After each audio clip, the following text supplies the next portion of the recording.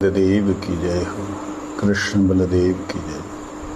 श्री नंद यशोदा मैया की जय। परम आराध्यतम पतित पावन परम करुणामेश्वर गुरुदेव ओम विष्णुपाद परमहंस श्री श्रीमद् भक्ति वल्लभ तीर्थ गोस्वामी श्री गुरुदेव महाराज की जय। परम करुणामय नित्य लीला विष्णु विष्णुपाद भक्ति दयित माधव गोस्वामी महाराज की जय। पतित पावन परम करुणामय ओम विष्णुपाद 108 श्री शुद्ध भक्ति सिद्धांत सरस्वती गोस्वामी ठाकुर जगत गुरु श्रील प्रभुपाद की जय। सपार्षद श्रील प्रभुपाद की जय। श्री रूपानुगुरु वर्ग वृंद की जय। पंचतत्वात्मक श्री गौर हरि की जय। श्रील विश्वनाथ चक्रवर्ती ठाकुर महाशय की जय। बलदेव विद्याभूषण प्रभु की जय। जय श्री रूपानुगुरु वर्ग वृंद की जय। पंचतत्वात्मक गौर हरि की जय। तुलसी महारानी की जय। भक्ति देवी की जय। श्रीमद् भगवद गीता की जय। गीता उपदेष्टा श्री कृष्णचंद्र भगवान की जय। जय सुधीर भोक्ता अर्जुन महाराज की जय। गौर प्रेमानंदे हरि हरि।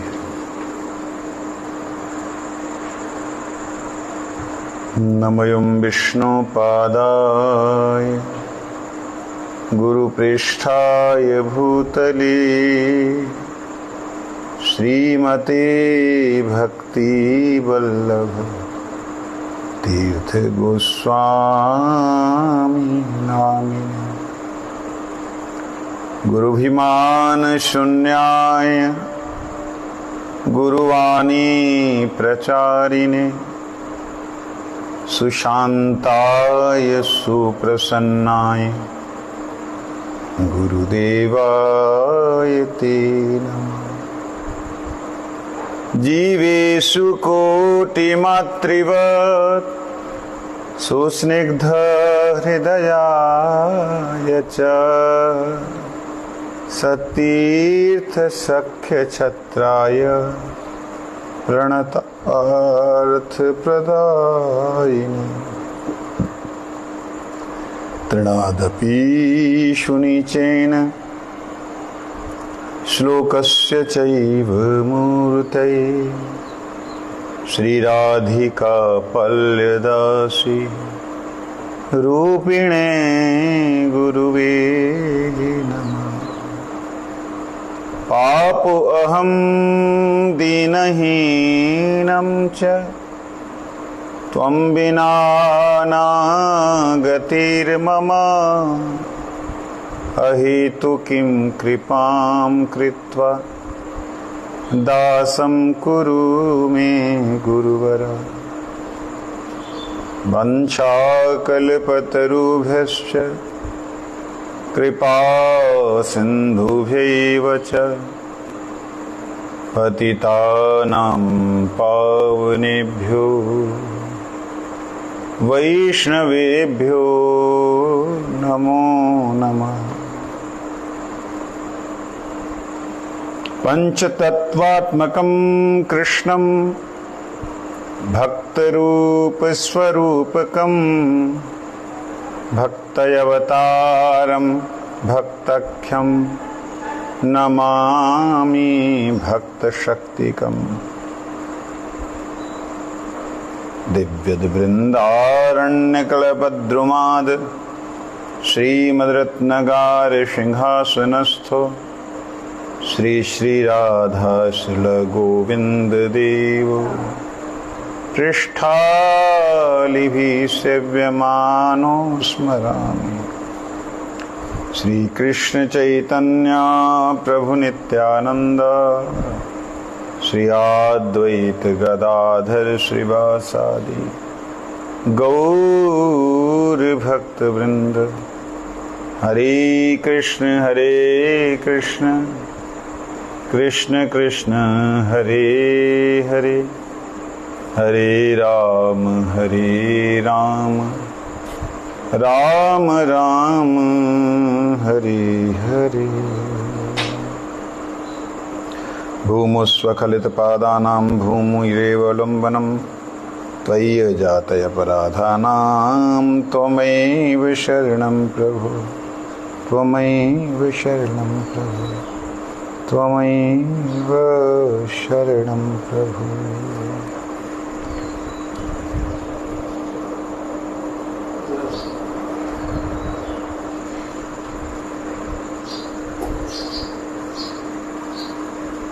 श्रीमद् भगवद गीता।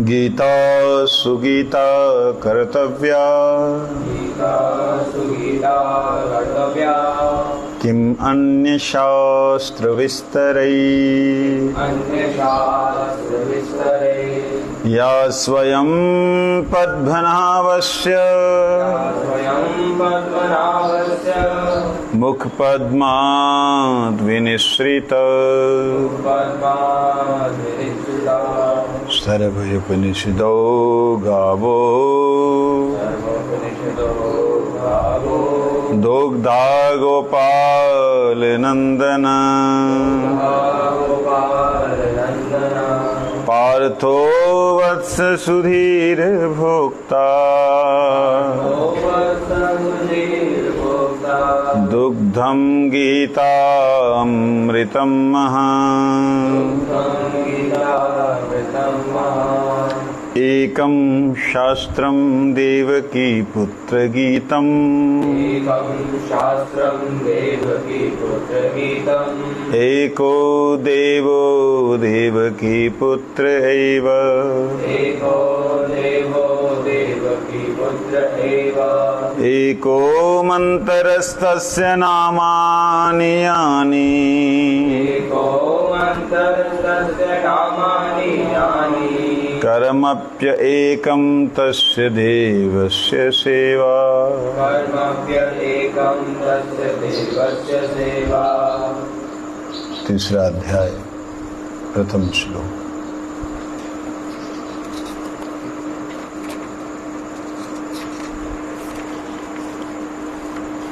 अर्जुन पूछता है कर्मयोग के अंतर्गत,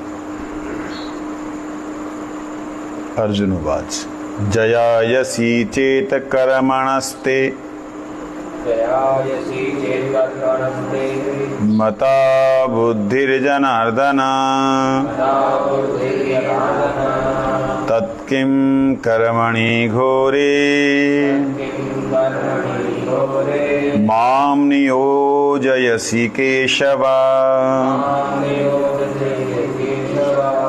श्री भगवान उवाच लोके अस्मिन् द्विविधा निष्ठा,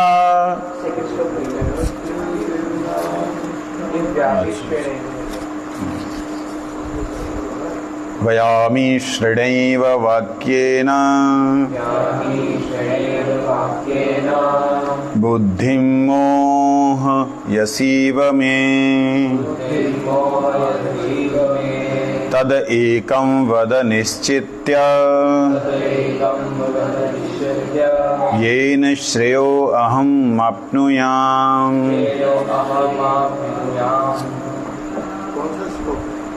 दूसरा तीसरा अध्याय जी।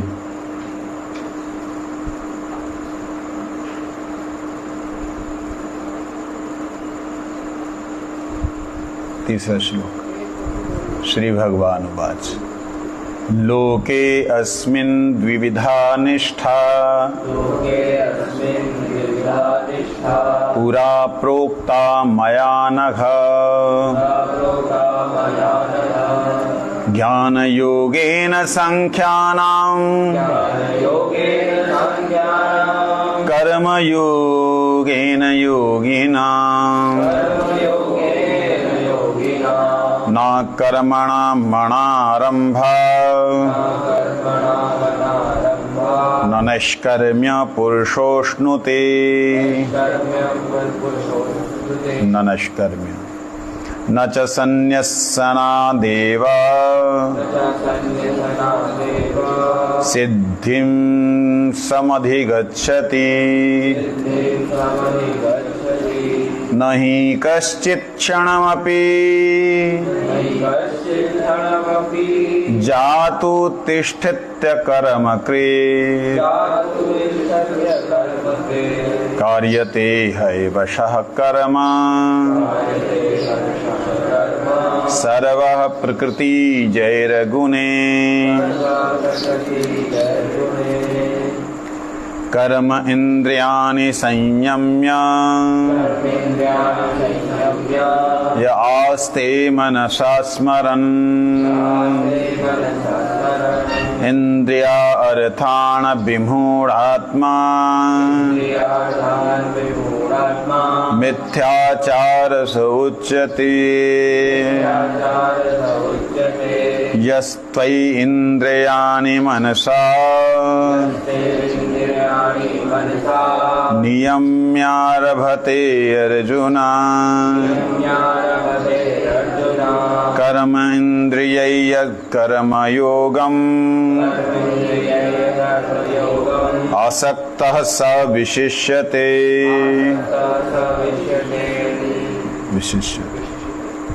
नियतं कुरु कर्म त्वं कर्म जयायो ह्यकर्मणः शरीर यात्रापि च तेना प्रसिद्ध्येत कर्मणा यज्ञरथात् कर्मणोऽन्यत्र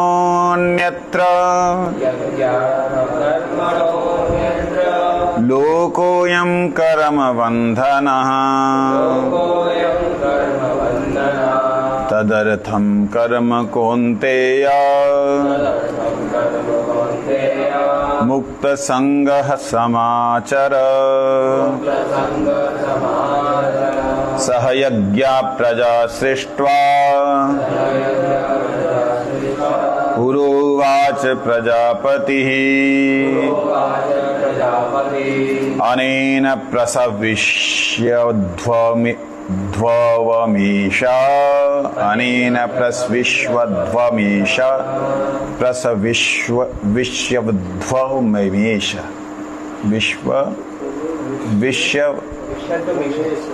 विश्वध्वमीश प्रसव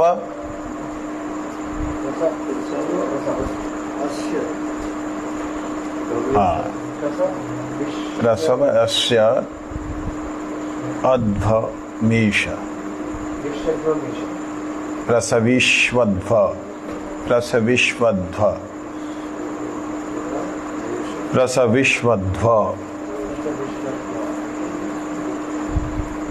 फिर माँ लग जाएगा प्रसविष्वध्वम ईश वो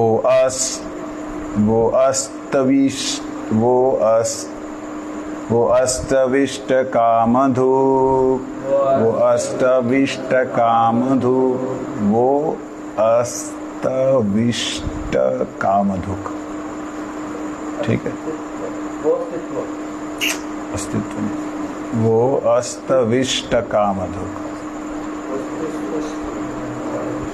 इष्टा कामधुक इष्ट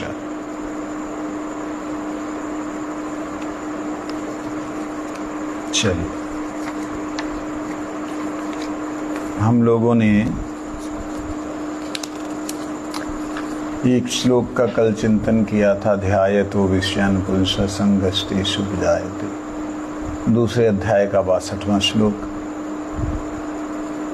जिस विषय का हम चिंतन करेंगे उसमें चले जाएंगे। भक्ति विनोद ठाकुर जी ने इसको अपने शब्दों में लिखा है। आप भगवत गीता दे दीजिए, नहीं तो इधर उधर ऊपर नीचे पैरों में लगाओगे।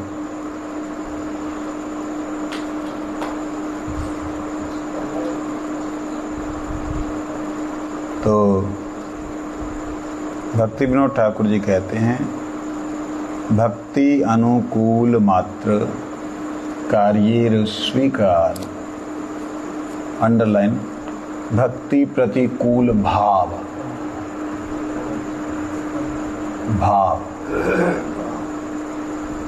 ब्रजन अंगीकार। कितना आसान है बोलना।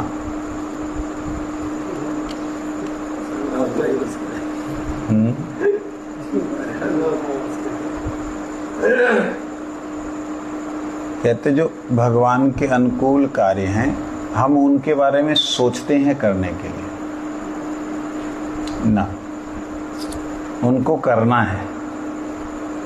भक्ति अनुकूल मात्र कार्य स्वीकार और भक्ति प्रतिकूल भाव, वो तो कार्य नहीं बोला, भाव्यते विषयान, भाव भक्ति प्रतिकूल भाव जो है वो भी ब्रजन अंगीकार, वो भाव भी नहीं अंगीकार करना, भाव भी नहीं स्वीकार करना। क्यों? भगवान ने बोला ध्याये तो विषयान पुरुषा। तुम अगर उसको मन में मानस पुण्य हो ही नहीं पापा, कलयुग एक पुनीत प्रताप, कलयुग में एक बहुत बढ़िया प्रताप है, मन से पाप नहीं होता। जो मर्जी किसी के बारे में सोच लो, मार डालूं इसको, काट डालूं इसको, जो मर्जी कर लो, कोई पाप नहीं। मानस से पुण्य हो सकता, हो ही नहीं पापा, पाप नहीं होता। कलयुग एक पुनीत प्रताप, मानस पुण्य हो ही नहीं पापा। तो उस दृष्टि से तो मन में कुछ भी सोच ले बंदा तो कुछ गलत हो ही नहीं सकता, अच्छा ही होगा जो होना है, अच्छा सोचे तो नहीं। भक्ति विनोद ठाकुर जी बोलते हैं कि अगर तुम चाहते हो वास्तविकता में भगवान की प्राप्ति करना तो मन में जो भाव आते हैं ना उनको नहीं आने देना। कैसे भाव आते हैं? प्रतिकूल भाव। हाँ, भक्ति के प्रतिकूल भाव क्या है? कैसा भी भाव हो सकता है। मेरे को एक बार गुरु महाराज जी की एक बात बड़ी अच्छी लगी, सभी बातें अच्छी थी, इससे रिलेटेड गुरु जी कहते एक आदमी है, उसका पत्नी हमेशा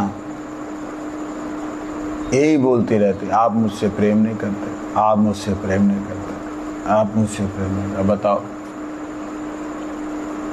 जो पति है क्या उसका गोद में सिर रख के सो सकता है शांति से?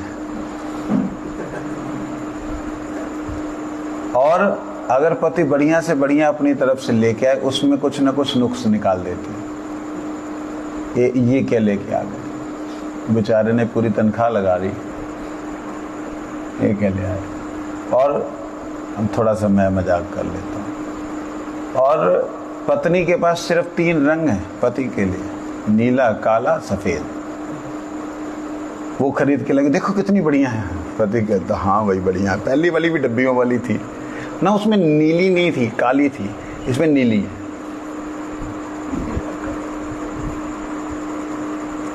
और खुद के लिए 1000 नखरे। तो गुरु जी कहते हैं बताओ, उसका गोद में सिर रख के पति शांति से सो सकता है? और एक है हर समय आप इतना मेरा ख्याल ना किया करो, आप क्यों चिंता करते हो, मैं बिल्कुल ठीक हूं। और आप इतना मेरे से प्रेम, अरे मैंने तो तेरी तरफ देखा भी नहीं, अरे आप ना देखे, मन तो मेरी तरफ ही है। गुरु कहते हैं उसका लिए पति क्या करे? कहते हैं उसका पति ज्यादा वो धनवान नहीं, गरीब है। वो ले आया, थोड़ा फटा हुआ है, उसने देख लिया कि फटा हुआ, उसको ढक करके बोलता है वाह कितनी बढ़िया धोती लाए मेरे लिए, साड़ी लाए, और उसको सिलाई कर ले कि पति को मालूम ना पड़े। अब बताओ किसका पति निश्चिंत हो करके रहेगा? यही बात। हम लोग भी भक्ति अनुकूल जो है केवल मात्र उसको क्रिया में लाएं, भक्ति प्रतिकूल भाव को ही हृदय से निकाल दें, आते ही निकाल दें। कैसे निकालेंगे? मेरे से गुरुजी प्रेम नहीं करते। ये प्रेम नहीं करते कब होता है? 64वें श्लोक में भगवान कहते हैं राग द्वेष विमुक्ति अस्तु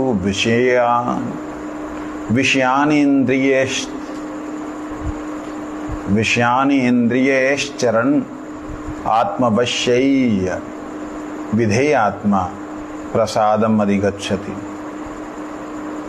प्रसादे सर्व दुखानां हानिरस्य उपजायते। प्रसन्न चेतसो हयाशो बुद्धि परे अवतिष्ठति। अगर हम लोग चाहते हैं कि ये जो भगवान कह रहे हैं कि उसको नाश ना होने दो बुद्धि को, क्योंकि जैसे ही काम होगा, काम से क्रोध होगा, क्रोध से सम्मोह होगा, सम्मोह से बुद्धि स्मृति विभ्रम हो, स्मृति में भ्रम पैदा हो जाएगा। यहाँ स्मृति को नाश नहीं बोला है, स्मृति विभ्रमा। स्मृति विभ्रम मतलब स्मृति भ्रंशात, स्मृति विभ्रम होगी और स्मृति के विभ्रम होने से बुद्धि नाश होगी।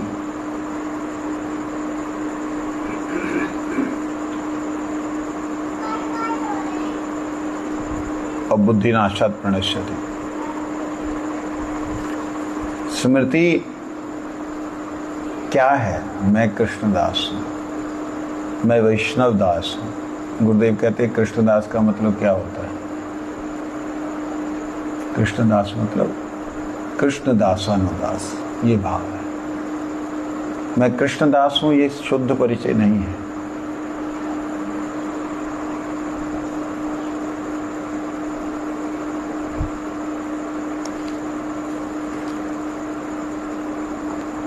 एक बार एक क्वेश्चन रखा था चैतन्य मठ में जब प्रभुपाद जी थे कि जीव का स्वरूप क्या है, तो उसमें लिखा था कृष्णदास। तो शायद श्रील भन गोस्वामी महाराज जी ने या किसी प्रभुपाद जी के विशेष गण ने कहते नहीं, ये सही नहीं, ये सही नहीं। चैतन्य महाप्रभु ने बोला इसको सही नहीं, आप कैसे बोल रहे? तो उन्होंने उसमें लिखा वैष्णव दास, जीव का स्वरूप वैष्णव दास। विशेष करके वहां गुरुदास लिखा था, प्रभुपाद दास। वो सेवकों में अग्रगण्य है। इसलिए जब हम लोग राग द्वेष से मुक्त होंगे तब हमारे मन में आएगा कि भगवान की कृपा मेरे पे ही विशेष रूप से है। ये अनुकूल चिंतन तभी होगा, नहीं तो प्रतिकूल ही होता रहेगा। मैंने इतना किया, मेरा तो कुछ हुआ नहीं, कुछ तो बना नहीं, ना माया मिली ना राम, ऐसे कहते रहेंगे। क्यों? अरे भगवत कृपा से तुम आज बैठे कहाँ हो? जितने भी सांस यहाँ ले रहे हो धाम में, उस सांस का अनुभव तो करो।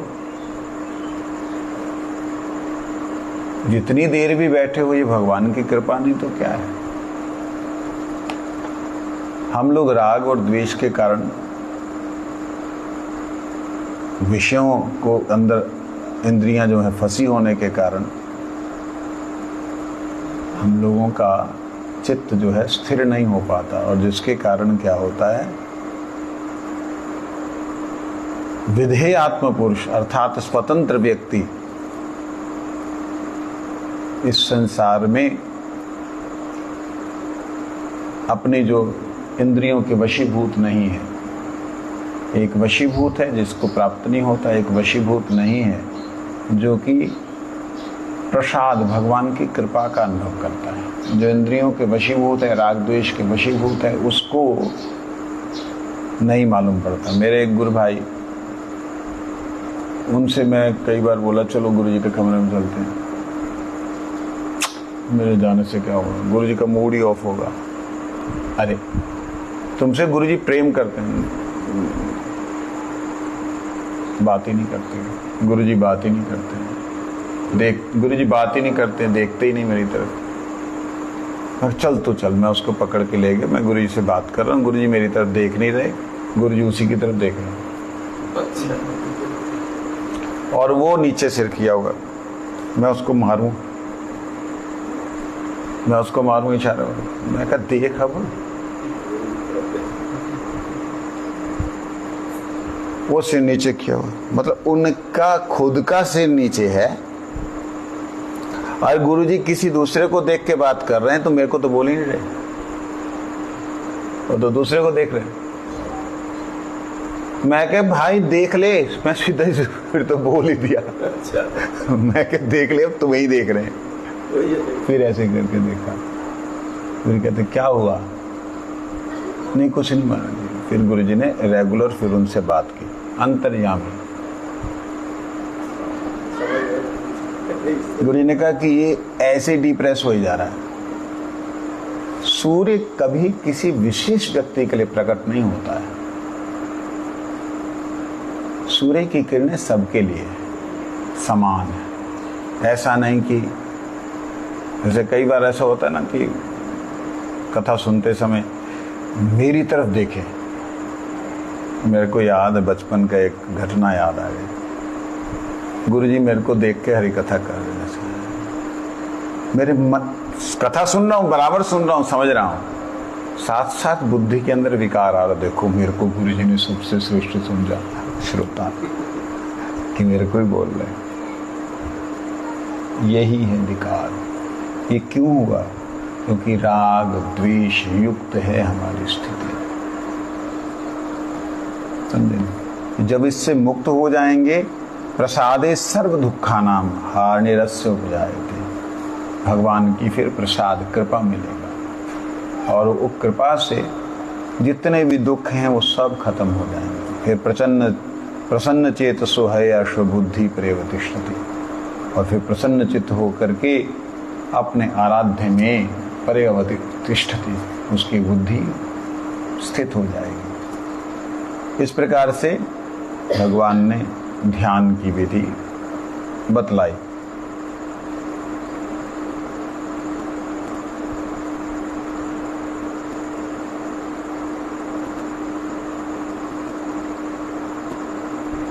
नासति बुद्धिर्युक्तस्य ना च युक्तस्य भावना ना च भावयतः शांतिर अशांतिस्य कुतः सुखम। कहते देखो, जिसका परम रसमय परमेश्वर में ध्यान नहीं है, उसे निकृष्ट रस में शांति कैसे मिल सकती है? जिसको परम रस स्वरूप, परमानंद स्वरूप परमात्मा ही नहीं है, जिसका ध्यान नहीं है, परम रस स्वरूप आनंद स्वरूप परमात्मा में ही जिसे सुख नहीं मिल रहा है, उसे संसार में बाबर क्या सुख मिलेगा?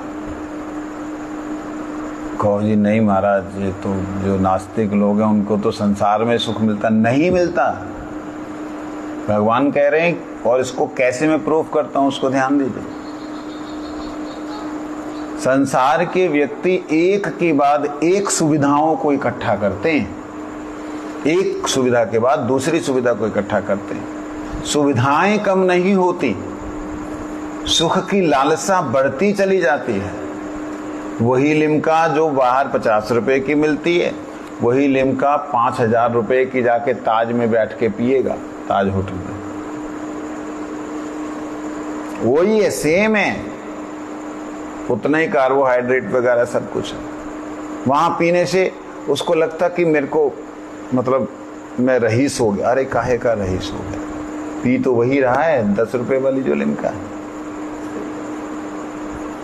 ये समाज में ऐसा है। ये फॉल्स सेटिस्फेक्शन, अपने आप को झूठा धोखा दे करके ये सोचना कि मैं सुखी हो रहा हूं या सुखी हो गया हूं। खुद जलता है तो उसको लगता है दूसरे को दिखाऊं तो वो भी जलेगा।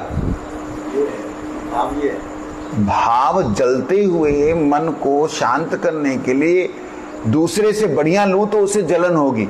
अरे ये जलन से जलन, आग से आग को बुझाने का कौन सा कैसा सिद्ध कार्य हो सकता है? इसलिए कोई भी हीरो, कोई भी हीरोइन जिन्हें आप अपना मानते हो, क्या बोलते हैं, आदर्श मानते हो, वो सुखी नहीं है। आप कहें क्या बात कर रहे हो महाराज जी? हमें पता है फलाने के पास में कितना पैसा, कितना करोड़ों वो है, हैं? कितने उसके पास धन है, कितने नौकर हैं। एक फिल्म बनाता है बंदा तो उसके लिए 1000 टेंशनें होती हैं उसकी। कहीं फ्लॉप हो गई तो क्या होगा, इसलिए नशे करते हैं, नींद की गोलियां खाते हैं। हम तो नजदीक से देखे हैं कई लोगों को, हालत खराब है उन लोगों की, इतना द्वेष में जल रहे हैं। हाँ, इतना द्वेष में जल रहे हैं, तो ये लोग सुखी नहीं है भैया। क्योंकि भगवान कहते नासति बुद्धिर यस्य युक्तस्य, जिसकी बुद्धि परमेश्वर में, भगवान के परम रस स्वरूप, भगवत स्वरूप में ही जिसे आनंद नहीं आया, संसार में उसको कैसे आ सकता है। अर्थात जिसको भगवान में आनंद आ गया उसको संसार में भी आनंद मिलेगा। क्यों भाई, जैसे भगवान में आ गया उसे संसार में क्यों आएगा? भगवान का संसार है इसलिए आएगा। पहले मेरा है इसलिए नहीं मिला, ना मिलेगा, ये बात। और कहते जिसकी भावना ही नहीं स्थिर हुई, ना चा अभावयतः, जिनका भाव ही नहीं है भगवान के प्रति, तो ऐसे व्यक्ति को शांति कहाँ मिलेगी? और जिसे शांति नहीं मिलेगी उसे परम सुख कैसे मिल सकता है? इस प्रकार से भगवान ने दूसरे अध्याय में बहुत सी बातें कही। एक बात कही 69वें श्लोक में, 69 को क्या बोलते हैं? ना मतलब हिंदी में क्या बोलते हैं? 69 ही बोलते हैं, पंजाबी बोली जा रही 69। अच्छा, मेरे को ये बहुत बड़ा इसमें होता है 79 और 89 आज तक नहीं समझ पाया। 89 89 और 79 79 79 89 और रहने दे, तू मेरा गुरु ना या निशा सर्वभूतानाम तस्यम जागृति संयमी। आजकल जितने भी लड़के हैं इस श्लोक के लिए पूरी तरह फिट बैठते हैं। ये भगवान ने कहा है महायोगियों के लिए, कि जो महायोगी हैं उनकी स्थिति बतलाइए। और आजकल के जितने युवा वर्ग हैं सब इस श्लोक पे बिल्कुल फिट बैठते, मतलब महायोगी हैं आजकल के बच्चे। कैसे? या निशा सर्वभूतानाम, जितने प्राणी हैं, पेड़ पौधे पशु पक्षी, जितने प्राणी, निशाचरों को छोड़ करके सारे प्राणी देखिए, जैसे संध्या होती है सब चिड़िया धीरे धीरे शांत। हाँ, पशु धीरे धीरे शांत, सब अपने अपनी जगह पे स्थिर हो जाते हैं। कहते हैं जब सब जीवों के लिए निशा होती है, रात्रि होती है, तस्यम जागृति संयमी, उस वक्त संयम व्यक्ति जागृत होता है। वो रात भर वो जो है ना जगा रहता है। और कहते हैं यस्याम जागृति भूतानि, और जब सारे जीव जगते हैं सा निशा पश्यतो मुने, उस मुनि के लिए तब रात होती, मतलब 4:30 4 बजे 3 बजे 4 बजे वो लोग सोते। देखिए, मतलब भगवान के गीता का 69वां श्लोक जो है ये है, या निशा सर्वभूतानाम तस्यम जागृति संयमी। आप जाग के दिखा दो रात को, 3 दिन लगातार जाग लो, इसलिए आप रात की ड्यूटी में नहीं जाते। कहते हैं 3:45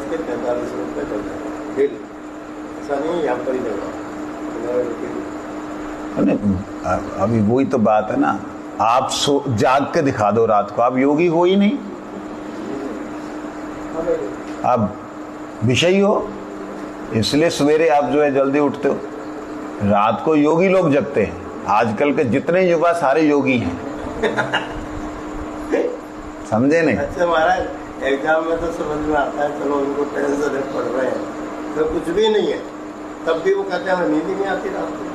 योगी लोग हैं ना सब, चाहे वो है ना मोबाइल में लगे रहेंगे बेमतलब, रात भर इसी में लगे रहेंगे। क्या पढ़ा तो रात को कुछ नहीं, मोबाइल देख रहे थे। ये बात, ये बड़ा सुंदर श्लोक है और इसको मैंने श्री गुरुदेव में देखा। सारा दिन 8 प्रोग्राम, कितने, और लास्ट जो कम हुए थे प्रोग्राम वो 5 रह गए थे। जम्मू में गए गुरु महाराज जी, 8 प्रोग्राम कैसे, मेरे सामने की बात है। सुबह सवेरे 7:30 बजे कृष्ण हिते चतुर्मुख अमुक के घर में होगा, फलाने के घर में।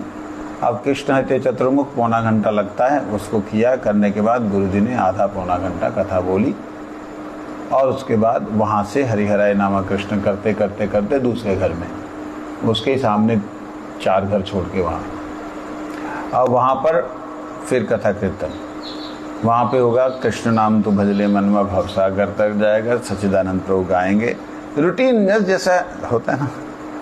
और वहाँ निष्किंचन महाराज जी को गुरु जी बोलने की कथा, अच्छा तुम आप करो, तुसी तो पंजाबी बोल सकता है तुसी तो पंजाबी बोल, साडा गल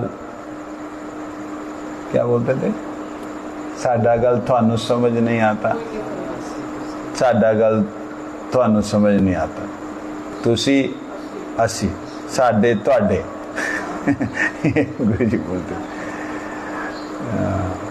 अच्छा, फिर उसके बाद में तीसरे के घर में नाश्ता है। अब जहाँ नाश्ता करने जाएंगे वहाँ हरी कथा तो करनी पड़ेगी, वहाँ हरी कथा कर, ऐसे करते करते 12 बज जाएंगे। 9 बजे नाश्ता, 12 बज गए, 12-1 बजे लगभग वापिस आएंगे, आ करके फिर शाम को 4 बजे, मतलब ऐसे दिन में सवेरे 4 प्रोग्राम, फिर शाम को 4 बजे फिर चलो। ऐसे करके 2 दिन तो देख लिए मैंने, तीसरे दिन माथा खराब हो गया मेरा। अब मेरे को नींद आए कथा में, और मेरे को पसंद नहीं मैं कथा में सोऊं। कथा में गुरु जी की कृपा से, अभिमान नहीं, गुरु जी की कृपा से मेरे को नींद आती थी तो मुझे अच्छा नहीं लगता था, और विशेष करके गुरु जी की कथा हो तो चंडीगढ़ में नींद आ जाती थी। ऐ मुंडा सो गया, खड़ा हो जा। नहीं महाराज मैं सोया थोड़ी, सुन रहा हूँ। हाँ हाँ सुन रहा, बता क्या बोला। अच्छा मैं बोल भी देता था, कृपा थी गुरु जी की। ये तो बोला नहीं, फिर सोचता तो सो गया। खैर, तो गुरु महाराज जी एक के घर में गए, हंसराज भाटिया जी, जानती हो हंसराज भाटिया, जम्मू के परम गुरु जी के शिष्य। वो लेके जा रहे एक एक के घर में, प्रचार बढ़ाना बोल के, प्रचार महाराज प्रचार। अब गुरु जी जाएंगे तो नेचुरली लोगों का एक संबंध बनता है, एक उनको अच्छा लगता, महापुरुष आए, संत आए, है ना। तो जिन जिन के यहाँ प्याज बनता उनके यहाँ खाना नहीं होता था। दूसरा तीसरा प्रोग्राम था, मैं सुनते सुनते झपकी ली। मैं क्या मेरी ये हालत है, गुरु जी की क्या होगी, गुरु जी का क्या हो रहा होगा। मैं कभी नहीं देखा झपकी, ऐसे ऐसे तो करते देखा अपने जो। हाँ रात को 12 बजे जाते थे और सुबह वही 3:30-4 बजे जाते थे।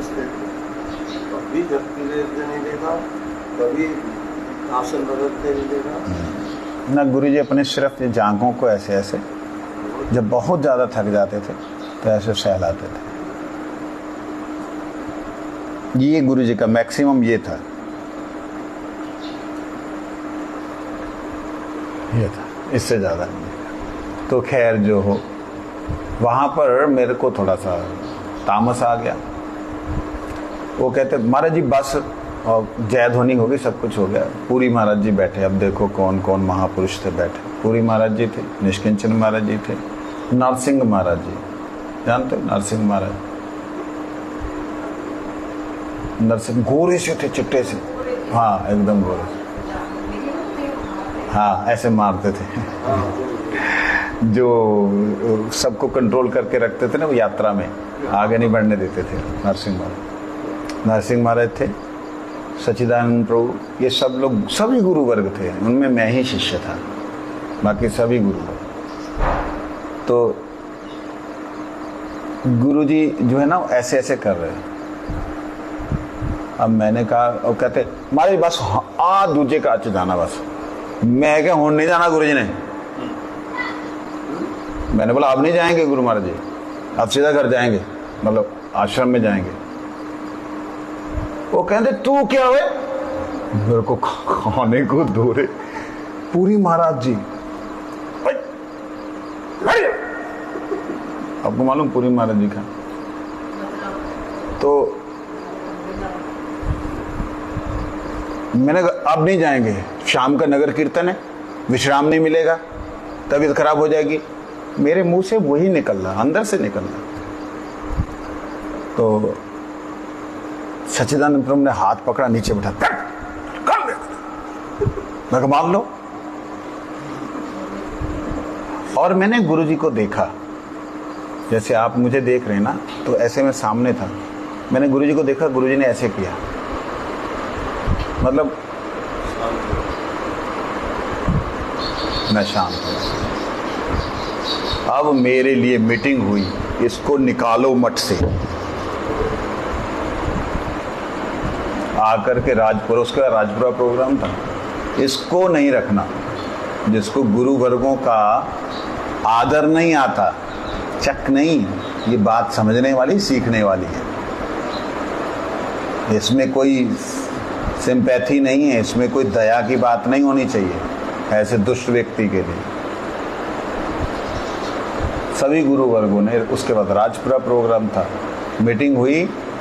इसको आज इसकी ये अवस्था है, मेरे को 89 की बात है, 3 साल हुए थे मठ में, 86 में आया था, 89। आज ये अवस्था है, कल को ये क्या करेगा। गुरुजी के कमरे में सारे वैष्णव लोग, आई थिंक भारती महाराज भी थी, हाँ, तो इकट्ठे हुए।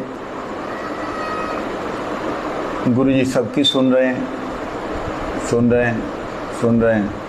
सब बोल रहे हैं बहुत चंचल, बहुत चंचल है। गुरुजी ने एक ही जवाब दिया, हम भी उसको देख रहा है, वो चंचल नहीं है, उसको व्यवहार नहीं आता। जिस दिन व्यवहार आएगा देखना वो क्या है। ये एज इट इज शब्द आते ही विष्णु महाराज तब ब्रह्मचारी थे, चंद्रशेखर प्रभु, उन्होंने कहते यार सारे चुप रह गए। गुरुजी ने ऐसा ऐसा बोला, मेरा मन शांत, बस मेरा व्यवहार नहीं ठीक, मेरा व्यवहार नहीं ठीक। वो व्यवहार नहीं ठीक मेरे दिमाग में बैठ गया। बाकी मैंने कहा कि बस ठीक है, मेरे को व्यवहार सही करना है। गुरुजी ने उस चीज को देखा, तो गुरु महाराज जी को देखा, इतने 8 प्रोग्राम, और कम से कम 5 प्रोग्राम भटिंडा में, और भटिंडा के प्रोग्राम भी आपको मालूम, लुधियाना में, पंजाब तो बिल्कुल। जब गुरुजी लगभग 55 साल ना 79 में आचार्य बने,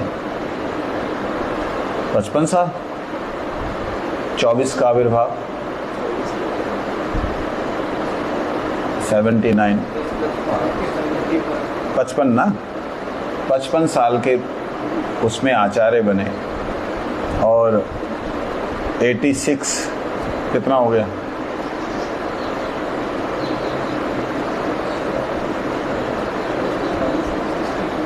62 साल की उम्र में गुरुजी जब थे तब मैंने उनके दर्शन किए।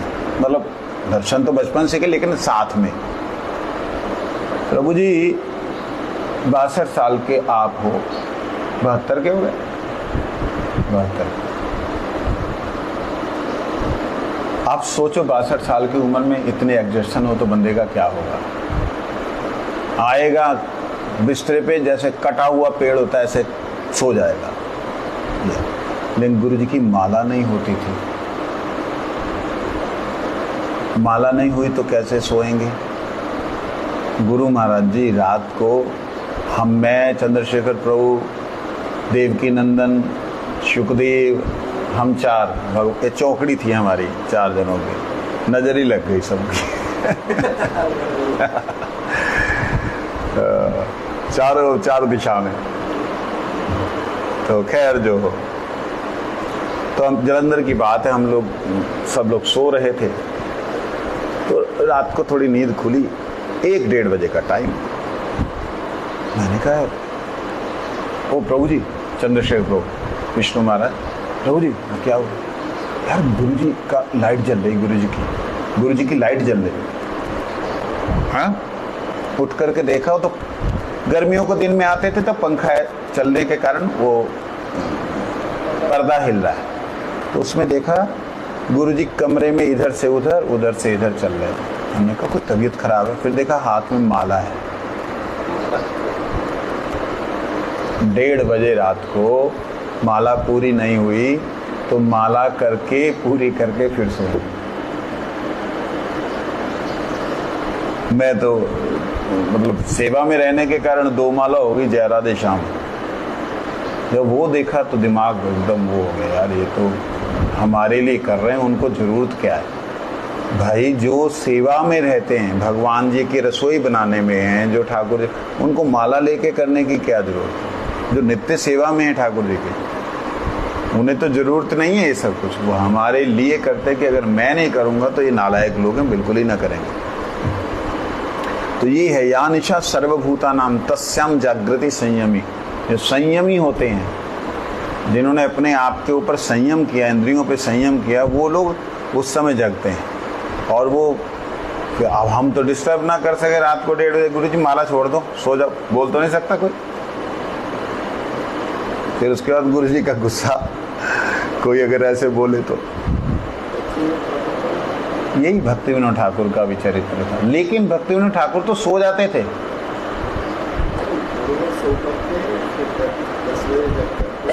हाँ,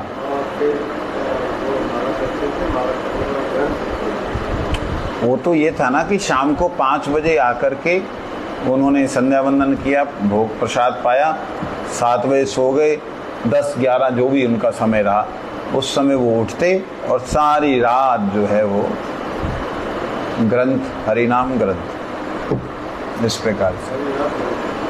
कोई मजाक है क्या?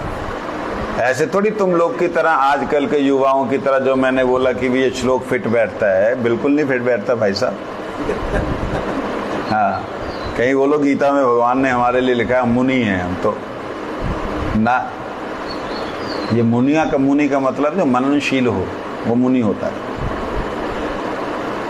चलिए,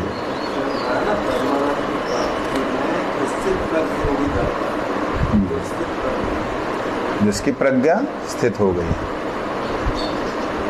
ये बात है। आज हम 3रे अध्याय का, अर्जुन ने प्रश्न किया कि हे केशव, आपने अभी जयासी चेत कर्मणस्ते मता बुद्धि जनार्दन तत्किम कर्मणि घोरे माम नियोजसी केशव। हे जनार्दन, हे केशव, आपके मतानुसार कर्म आदि की अपेक्षा व्यवसायत्मिका गुणातीता भक्ति विषयनी बुद्धि यदि श्रेष्ठ है, तो फिर मुझे इस युद्ध में क्यों डाल रहे हो?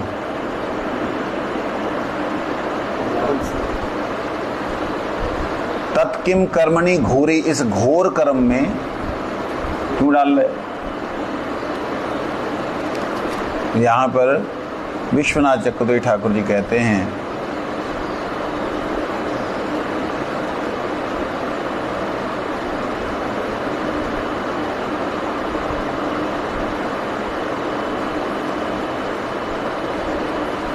पिछले अध्याय में अर्जुन ने ज्ञान योग और निष्काम कर्म योग में से निपुणता की अवस्था तक पहुंचने वाले गुणातीत भक्ति योग की उत्तमता के विषय में सुना, तो उसी में ही उसकी उत्कंठा जाग उठी और क्षत्रिय धर्म रूपी युद्ध में लगाने वाले श्री भगवान को सख्य भाववश उलाहना देने लगे।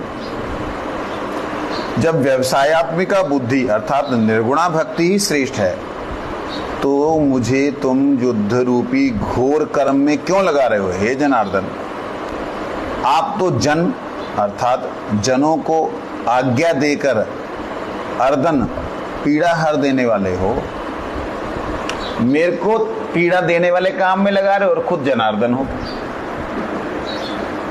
जनों के आर्ध, आर्ध मतलब दुख, उसको दमन करने वाले, नष्ट करने वाले, और मेरे को पीड़ा देने के लिए लगा रहे, ये क्या कर रहे हो प्रभु?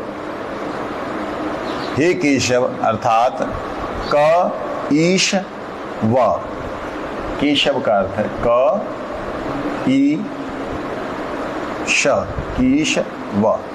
कहते क का मतलब ब्रह्मा, ईश का मतलब महादेव। इन दोनों को व मतलब वश में करने वाले। क मतलब ब्रह्मा, ईश मतलब शिव, व मतलब वश में करने वाले। केशव, केशव, क ए इधर आ गया, ईश, क ब्रह्मा, ईश शिव, व वशीकृत्वा, केशव, केशव का अर्थ।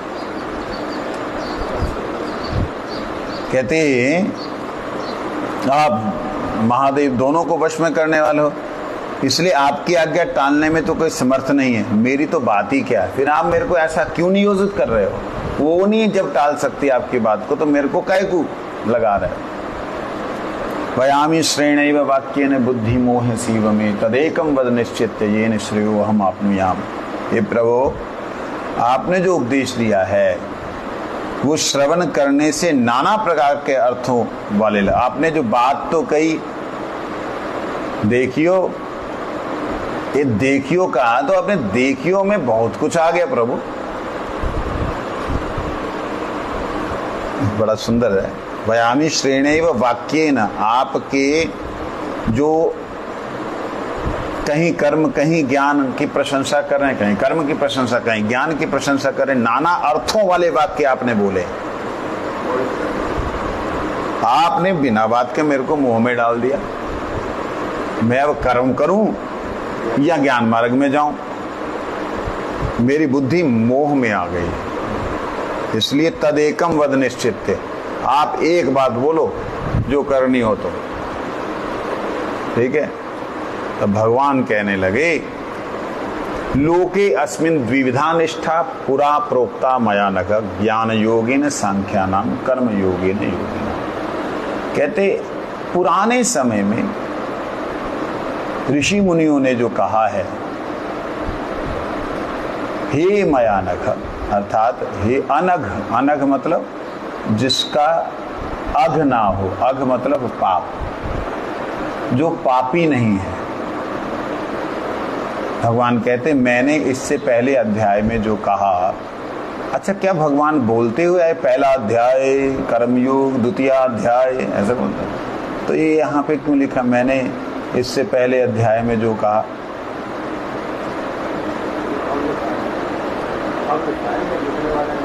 हाँ, ये अनुवाद जिन्होंने अनुवाद किया है वो श्लोकों को इस प्रकार से उन्होंने संयोजन किया। उससे मेरा ऐसा उपदेश नहीं है कि सांख्य योग और कर्मयोग परस्पर अलग रूप से मोक्ष प्राप्ति के साधन है। मैं सांख्य को या कर्म को, सांख्य मतलब ज्ञान, ज्ञान योग को या कर्म योग को मैंने ये नहीं कहा कि वो दोनों स्वतंत्र रूप से अलग अलग मोक्ष के साधन है। मैंने ऐसा नहीं कहा। भक्ति योग को छोड़कर कोई और मोक्ष का उपाय नहीं है। उस भक्ति योग के साधन में निष्ठा दो प्रकार की है। जो व्यक्ति शुद्ध अंतकरण वाले हैं वे ज्ञान भूमिका का आरोहण करने का प्रयास करते हैं। ऐसे व्यक्तियों की सांख्य, ज्ञान और योग में निष्ठा होती है। यहाँ पे अंतःकरण शुद्ध करने के लिए बताई गई कर्मयोग निष्ठा उनके लिए आदरणीय नहीं है। वे सांख्य योग निष्ठा द्वारा ही भक्ति योग में आरोहण करने का प्रयास करते हैं। दूसरी ओर जिनका अंतःकरण शुद्ध नहीं हुआ है वे भगवान में अर्पित निष्काम कर्म योग के द्वारा ज्ञान की भूमिका का आरोहण के लिए साधना करते हैं, अतः अंत में भक्ति योग द्वारा मोक्ष प्राप्त करते हैं। वास्तव में भक्ति भूमि प्राप्त करने के लिए ये सोपान मात्र हैं। केवल आरोहियों की व्यवस्था के अनुसार निष्ठा 2 प्रकार की, ध्यान दीजिएगा। भगवान कहते 2 प्रकार की निष्ठा है, एक है सांख्य योग, दूसरा है कर्म योग। इसमें जो उसने कहा कि भाई आपने दोनों में से एक बताओ, कहते मैंने दोनों को साधन बताया, साध्य नहीं बतलाया। ज्ञान भी साधन है, कर्म भी साधन है। किसका? भक्ति का। किसका? और लोग बोलते हैं ज्ञान प्राप्ति का साधन भक्ति है। चैतन्य महाप्रभु पहले भक्ति करते थे, हरे कृष्णा हरे कृष्णा, बाद में ब्रह्म संन्यास लेकर के ज्ञान मार्ग में चलेगा, है ना ऐसा? इसलिए भक्ति से ज्ञान, ज्ञान से मुक्ति, ऐसा लोग बोलते हैं। लेकिन भगवान कहते हैं ऐसी बात नहीं है। जो लोग कर्मों से निवृत्त हो गए हैं, अपने संस्कारानुसार कर्मों में बंधन में पड़ना नहीं चाहते, वो ज्ञान मार्ग के द्वारा, सांख्य मार्ग के द्वारा, हठ योग के द्वारा मुझ में भक्ति प्राप्त करते हैं, अर्थात मेरे प्रति उनकी श्रद्धा होती है। जब मेरे प्रति उनकी श्रद्धा होती तब वो मोक्ष मार्ग उनका खुलता है। अच्छा, यदि भगवान के प्रति श्रद्धा ना हो तो क्या मोक्ष मार्ग नहीं खुलेगा? तर्क के साथ बताना पड़ेगा, नहीं खुलेगा।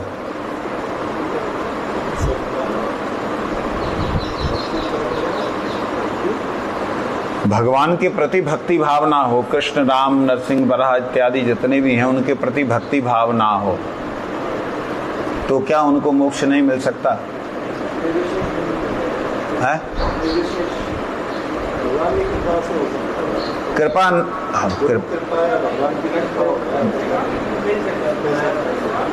मोक्ष है स्वामिन्य मिल सकता या नहीं? मिल सकता वाले हाथ खड़ा करें। बिना भगवान में निष्ठा युक्त हुए क्या उनको मोक्ष मिलेगा? मिलेगा? 2 जने बोलने मिलेगा, 3 लोग बोलने मिलेगा। तुम क्या बोल रहे? तो कंफ्यूज रहे, चुप रहे। कंफ्यूज बोलने वाले की तो बात यहाँ चलनी नहीं ना, बाकी सारे कंफ्यूज हैं। मिलेगा कि नहीं मिलेगा ये बात है। उन्हें मोक्ष का सुख मिल सकता है, मोक्ष नहीं मिल सकता। मोक्ष का सुख क्या है और मोक्ष क्या है, इन दोनों बातों को समझना, ध्यान से समझना इसको। मोक्ष का सुख होता है, जैसे बौद्ध मत है, उसमें जो कुछ भी संकल्प हैं वो सारे संकल्प धीरे धीरे त्यागने हैं। साक्षी भाव में स्थित होना है। जो कुछ भी है मेरे शरीर से लगा हुआ, ये शरीर के अंग सारे के सारे त्याग दिए, सारी आशाएं त्याग दी, सारी इंद्रियों की शक्तियां त्याग दी। ऐसे करते करते करते करते वो लोग एक ऐसी शून्य अवस्था में पहुंच जाते हैं जहां पर उनको किसी भी स्वरूप में, यहां तक कि ब्रह्म में भी निष्ठा प्राप्त नहीं होती। ब्रह्म के प्रति भी अगर निष्ठा और श्रद्धा युक्त हो, शरणागत हो, तो भी भगवान के प्रति एक इनडायरेक्ट वे में शरणागति नहीं। शून्यता का चिंतन करते करते करते करते वो शून्य अवस्था में अपने आप को मुक्ति का अनुभव करते, हम मुक्त हो गए। ना मन है चिंतन के लिए, अब ना बुद्धि है चिंतन के लिए, विचार के लिए। केवल मैं ही मैं, सर्वत्र मेरी ही सत्ता, मैं उस परम सत्ता से भिन्न नहीं। ऐसी कल्पनाओं में जाकर के उन्हें मुक्ति का क्या मिलता है?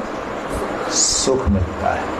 और ये मुक्ति का सुख 1-2 दिन 4 दिन के लिए नहीं, हजारों लाखों करोड़ों वर्षों के लिए मिलता है, क्योंकि वो सारी कामनाओं से रहित हो गए। अन्य अभिलाषिता शून्यम, अन्य अभिलाषिता ज्ञान कर्मादि अनावृतम, ज्ञान और कर्म इन दोनों से अनावृत हो गए, मतलब सबसे निकल गए। नाम है ब्रह्म, नाम है केवल मंगल स्वरूप हूं, शिवो हम ना भोक्ता ना भोग्या, ना मैं भोगता हूं ना मैं भोग हूं, ना मैं ये हूं ना मैं वो हूं, मैं हूं ही नहीं। ऐसी भावना में बह करके एक मुक्ति का, मुक्त अवस्था का सुख मिलता है। परंतु इन लोगों का बाद में क्या होता है, ये एक ऐसी जगह पहुंच जाते हैं जो सृष्टि से बाहर है, उस जगह पे एक लाइट बीम की तरह रहते हैं, एक प्रकाशमान, क्या बोलते हैं उसको, बीम, प्रकाशमान बीम की तरह रहते हैं। वहां से जब भगवान नारायण ईक्षण करते हैं तब ये सारे के सारे फोर्स के रूप में वापस आते हैं। और जब वो ईक्षण करते हैं उसके लिए समय की सीमा बड़ी लंबी है, सृष्टि की शुरुआत वाली स्थिति। देखना, ईक्षण मतलब देखना, तब आते हैं। कहीं कोई प्रमाण है इसका? जी, क्योंकि ब्रह्म जो है निर्विशेष ब्रह्म, निर्गुण निराकार ब्रह्म, वो परमात्मा के साकार ब्रह्म का ही प्रकाश मात्र है। वहां तक ये स्थित हो सकते हैं, क्योंकि ये शरणागत नहीं हुए तो उसके अंदर की, उसके आगे की स्थिति इनको प्राप्त नहीं होती। और जब भगवान ईक्षण करते हैं, परब्रह्म परमात्मा जब ईक्षण करते हैं अपने ही प्रकाश में, तो माया देवी उस प्रकाश को जब धारण करने लगते तो प्रकाश पुंज आता है पूरे का पूरा। जैसे उल्का पिंड गिरता है ना, ऐसे प्रकाश पुंज अंधकार में जाता है और वो जाते हुए सारी सृष्टि को समेटता हुआ अपने भीतर वो फिर नई सृष्टि पैदा करते हो। ये लोग फिर स्टार्टिंग में शुरू के ऋषियों के अंदर, योगियों के अंदर इनका जन्म होता है, तब ये सृष्टि की नई शुरुआत करते हैं। ब्रह्मा जी तो भगवान की डायरेक्ट अंश है। कोई ब्रह्मा ऐसा होते हैं, कोई ब्रह्मा, तो इस प्रकार से समझे नहीं। परंतु जो व्यक्ति यहाँ पे जो श्लोक बोला भगवान ने, अंतिम श्लोक जो बोला, एषा ब्राह्मी स्थिति पार्थ नैनम प्राप्य विमुह्यति स्थितवस्य स्थित वास्याम अंत काले अपि ब्रह्म निर्वाणम मृच्छति। ये जो ब्रह्म निर्वाण है ये उनको मिलता है जो अपने आप को समर्पित करता है। ये ब्रह्म निर्वाण का मतलब है भगवान के धाम का बाह्य जो आवरण है वो, वहां से कोई नहीं नीचे आता। समझ आई बात? तो भगवान ने जो कहा कि ये जो ज्ञान योग है, ये ज्ञान योग मेरे भक्ति, मेरे प्रति प्रपन्न करवा दे, मेरे प्रति शरणागत करवा दे, इसीलिए इस ज्ञान योग पे चलने की जरूरत है। ज्ञान योग के अंदर भगवान हैं, सर्वशक्तिमान हैं, ये भाव, अनंत ब्रह्मांडों के मालिक हैं, ये भाव, ये सांख्य, उनके द्वारा ये सारी सृष्टि ऐसे हुई है। सांख्य ज्ञान, सांख्य योग, भगवान के प्रति शरणागत भाव होना जहां हो गया वहीं पे ये सोपान, सीढ़ी को छोड़ देना है।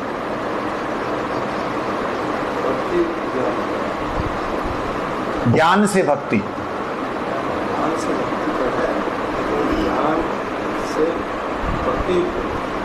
ज्ञान से भक्ति युक्त हुआ, ज्ञान से भक्ति।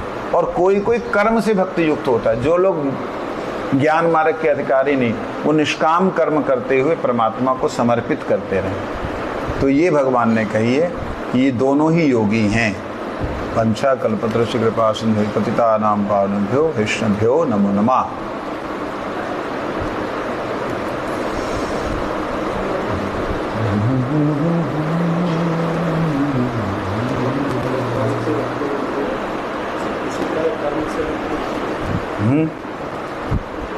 कर्म से भी ऐसे ही भक्ति में प्रवेश करता है। जैसे कर्म निष्काम कर्मयोग, निष्काम कर्मयोग का मतलब समर्पित कर्मयोग। यज्ञ अर्थात कर्मणो अन्यत्र लोकोयम कर्म, यज्ञ के लिए कर्म करो, अन्यत्र लोकोयम कर्म बंधना।